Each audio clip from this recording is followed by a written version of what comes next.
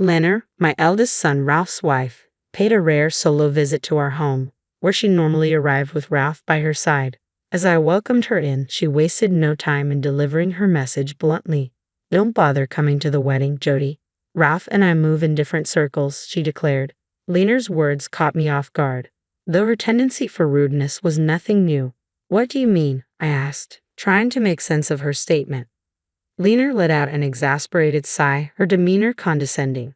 "I hate having to explain this to you. I graduated from a top university and work at the prestigious trading company where Ralph also works. You, on the other hand, went to some third-rate college and sell insurance.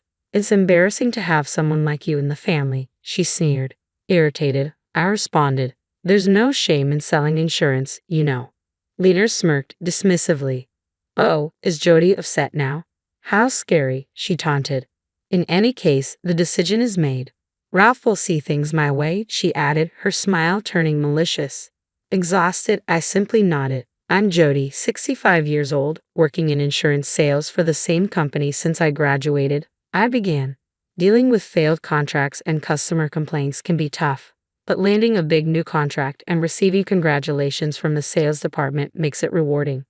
I continued, "I'm a single mother now. My husband and I had different values and argued constantly. Ralph, our son, witnessed these difficult times. Eventually, the arguments led to the end of our marriage, and despite financial uncertainties, my husband chose not to take Ralph with him. I decided to raise Ralph on my own. Balancing work and parenting through his rebellious phase was challenging, but I managed. The hardworking Ralph I raised recently introduced me to Leonard, a colleague he grew close to at work. Today was the day Ralph would bring Leonard over. Although Ralph and I lived together, he went out to pick up Leonard. When the doorbell rang, there they stood. "Nice to meet you. I'm Leonard. Sorry for the sudden visit. I brought you a little something," Ralph's wife said, handing me a paper bag filled with cookies from a renowned department store. "Oh, you really didn't have to go to the trouble." "Thank you," I replied warmly. "It's just a small gesture," Leonard modestly replied, but I insisted, "No, thank you for the lovely gift.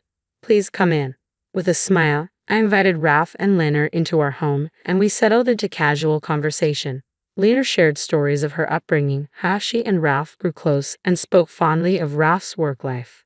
Then she curiously asked, "By the way, what do you do for work, Jody?"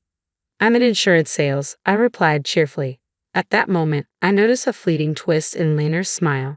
Was I imagining it? I glanced at her again, but her expression had returned to normal. We continued our conversation and wrapped up the evening. That momentary look on Leonard's face lingered in my thoughts. What could it have meant? Since then, Ralph began bringing Leonard around more often as wedding preparations took center stage. With my ex-husband absent from the planning, I had to take on tasks my former spouse would have handled. This was expected since he had refused custody of Ralph. There was much to organize: speeches, responses to family inquiries, and more. I needed to start planning my remarks soon, despite my busy work schedule. Leonard's increasing visits left me with dwindling personal time, making every moment precious. As I pondered, Leonard continued with her questions. Suddenly, she began discussing her wedding dress. "I absolutely must have a bright blue dress with scattered sequins. It will look stunning," she declared. Then she turned to me. "By the way, Jody, what kind of dress did you wear at your wedding?" I hesitated, caught off guard. Ralph should have informed her about my divorce. Before I could respond, Ralph intervened, placing a hand on Leonard's shoulder. "It's okay," he interjected. "Even though she's divorced, it's all in the past, right? I could never imagine being divorced. It would be too embarrassing and miserable. But then, Jody, you're practically a stranger to me, so I can't really understand your feelings," Leonard added with a laugh. Feeling uneasy, I forced a smile and changed the subject. Ralph glanced at me apologetically, but Leonard's expression seemed oddly triumphant. Her increasingly dismissive attitude and constant labeling of me as a stranger troubled me deeply. "Jody's just a stranger, after all," she would say whenever something came up. Ralph would reprimand her, but Leonard's unfairness persisted. Perhaps she truly held a poor opinion of me. Her demeanor was deteriorating, and even Ralph seemed uneasy about her behavior lately. I found myself pondering over Ralph's occasional thoughtful gestures when Leonard unexpectedly arrived alone. The doorbell rang, and I hesitated, wondering who it could be. To my surprise, there stood Leonard, without Ralph by her side. Despite the unease, I welcomed her inside. Immediately upon entering, Leaner looked down at me. "Jody, our backgrounds are quite different, so please don't attend the wedding," she stated bluntly. I was taken aback by her abrupt rudeness. "What do you mean?" I asked, my brows furrowing in confusion. I knew Leaner had a tendency to be brusque, but this was beyond anything I had expected. Leaner sighed heavily. "I just can't tolerate your cluelessness, Jody. I graduated from a prestigious university and work at the same top-tier trading company as Ralph. Meanwhile, you're just an insurance salesperson from a third-rate college. It's embarrassing to have someone like you in our family," she added, her expression filled with disdain. I retorted, annoyed. "Please refrain from looking down on insurance work. It's not the demeaning job you seem to think it is." Standing up to her seemed to provoke Leaner. "Jody's upset. How frightening," she remarked with a sneer. "Anyway, the decision is made. Ralph will surely side with me," Leaner declared, flashing a malicious smile. She had made this decision without consulting Ralph first. I was stunned by her lack of consideration. The notion that a groom's mother would be excluded from the wedding was unheard of. It dawned on me that Leaner had been concealing her true nature all along. Exhausted from dealing with Leaner, I simply said, "I understand," and escorted her out. Privately, I seethed with frustration. Despite my wariness, I couldn't bear the thought of someone as rude as Leaner marrying my beloved Ralph. Yet the wedding date was set, only a week away. I pondered deeply, then it struck me, I had an idea. Then came the wedding day. At the reception, Leaner's flamboyantly dressed friends greeted guests and collected congratulatory gifts. Meanwhile, the parents-in-law were in Leaner's dressing room. Secretly, I waited in Ralph's dressing room, keeping out of Leaner's sight. Earlier, I had discreetly provided Ralph with a voice recorder and shared my encounter with Leaner from that day. Fortunately, I had recorded it using a recorder I happened to have for work. Upon hearing the recording, Ralph was initially disturbed but quickly grasped the situation. Eventually, he broke down in tears and became furious. For my sake, he decided to call off the wedding and end the engagement with Leaner. However, canceling so close to the wedding date would incur a significant fee. Therefore, we agreed to teach Leaner a lesson she would soon forget. Finally, the wedding ceremony commenced. Taking place in a restaurant, the atmosphere was more akin to a casual reception. I positioned myself discreetly near an exit door where I could observe without drawing Leaner's attention. The host announced the entrance of the bride and groom, and the door opened for Ralph and Leaner to make their appearance. Leaner's initial smile froze into a puzzled expression as she looked around. "Ha," she muttered under her breath. On the wedding day, all the relatives were conspicuously absent. It made sense that Ralph's relatives wouldn't be there. Ralph and I had personally asked them not to attend. But Leaner's relatives were also missing. The seats designated for them sat empty, causing discomfort for the parents-in-law who scanned the room awkwardly, clearly perplexed by the situation. Even Leaner's friends appeared baffled, whispering among themselves as they noticed two entirely vacant tables. Sensing the tension, Ralph seized the microphone from the host and announced, "The wedding is canceled. Tonight, we'll simply enjoy a dinner party instead." His laughter filled the room. "What?" Leaner exclaimed in disbelief. But Ralph wasn't finished with his message to her. Amidst the chaos that ensued, he continued, "Today was meant to be my wedding day with Leaner by my side. However, Leaner has consistently treated my mother as a stranger and has been disrespectful to her. She even demanded that my mom not attend today's wedding. Here's the proof." Then, the audio recording from that day filled the hall. "Don't come to the wedding because Jody and I are from different social classes." Leaner's disdainful laughter echoed through the room alongside her words. Leaner's parents, Hugh and Tiana, seemed shocked upon hearing the reason for my absence from the wedding. They turned to Leaner with shaken voices, asking, "Leaner, what is this about? Surely this isn't true. You wouldn't say such hurtful things, would you?" Their faces displayed a mixture of confusion and anger as they confronted Leaner, who stood frozen in her wedding attire, her face drained of color. Ralph calmly addressed Leaner. "Do you now understand why this has happened?" Leaner, visibly distressed, snapped back defensively, "How should I know?" The parents-in-law were too overwhelmed by the unfolding situation to respond.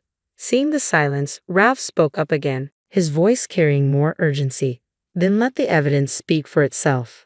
At Ralph's signal, a staff member opened the door near the exit, casting a spotlight on someone waiting outside. I stood before Ralph, Leaner, and their parents, feeling the weight of the moment. Lena's eyes blazed with fury as she directed her anger towards me. It's all your fault. You've ruined my wedding, you worthless old hag from some third-rate university and company. Lena's shout echoed in the room, her disheveled hair and partially ruined gown revealing her unraveling composure. Lena, what on earth are you saying? That's Ralph's mother. Hugh's voice boomed with reproach. Tiana, visibly upset, added tearfully, yes, Lena, that's terribly disrespectful. She couldn't hide her disappointment in her daughter's behavior. Before she could continue, I intervened firmly. Enough, Lena. I understand you don't like me, but I won't tolerate such disdain, especially from my potential daughter-in-law. Lena clicked her tongue in frustration, her true nature laid bare. I didn't realize you were like this, Lena. My opinion of you has plummeted, Ralph murmured, his disillusionment evident. Turning to Lena, I asked pointedly, do you wonder why your own relatives aren't here today? Lena looked away, indifferent. It's a shame. Your lack of empathy, Lena, is truly distasteful, I added, echoing her own hurtful words from our earlier confrontation. Lena glared at me, her expression contorted and difficult to bear. Ralph, too, seemed to be distancing himself from her. Enough of this already.